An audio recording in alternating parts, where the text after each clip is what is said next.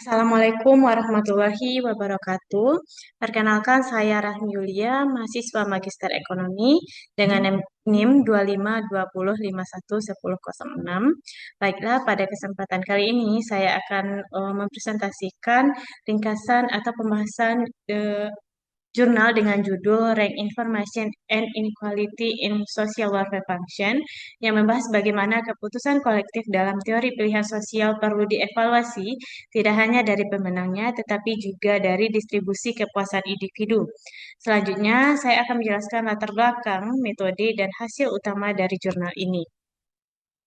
Adapun latar belakang dari jurnal ini, jurnal ini berangkat dari dua teori atau cabang penting dalam ilmu ekonomi, yaitu teori pilihan sosial dan ekonomi kesejahteraan.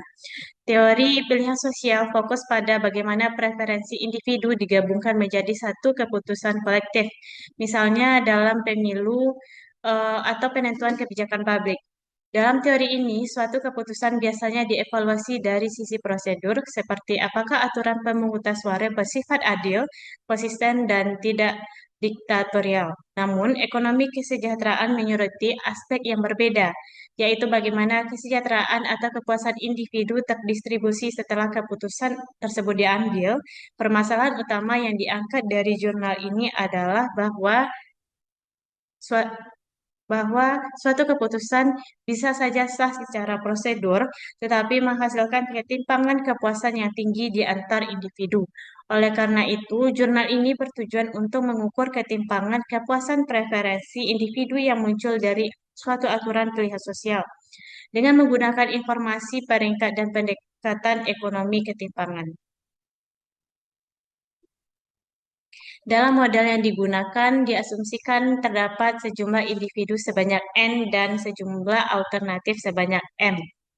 Setiap individu memiliki preferensi yang bersifat ketat atau strict preference, artinya individu dapat menyusun seluruh alternatif dari yang paling disukai hingga yang paling tidak disukai tanpa adanya peringkat yang sama. Preferensi individu KI dinyatakan dengan simbol RI. Ketika seluruh preferensi individu digabungkan, kita memperoleh suatu preferensi yang ditulis sebagai berikut. R sama dengan R1, R2 sampai dengan Rn. Profil preferensi inilah yang menjadi dasar dalam menentukan alternatif pemenang berdasarkan suatu aturan pilihan sosial. Penting dicatat bahwa pada tahap ini belum ada pembicaraan mengenai kepuasan atau keadilan, melainkan hanya struktur preferensi individu yang bersifat ordinal. Untuk mengukur kepuasan individu terhadap suatu alternatif tanpa menggunakan utilitas kardinal, jurnal ini menggunakan skor Borda. Skor ini sepenuhnya berbasis pada informasi peringkat sehingga tidak memerlukan perbandingan utilitas antar individu. Secara formal, kepuasan individu KI terhadap alternatif X dinyatakan sebagaimana yang dicantumkan di slide ini, di mana R dalam X adalah posisi alternatif X dalam preferensi individu tersebut. Jika suatu alternatif berada di peringkat atas, maka nilai kepuasan yang diperoleh individu akan lebih besar. Sebaliknya, jika alternatif berada di peringkat bawah, kepuasan individu menjadi rendah. Seluruh nilai kepuasan individu kemudian dirangkum dalam suatu vektor kepuasan yang mana dicantumkan di slide ini.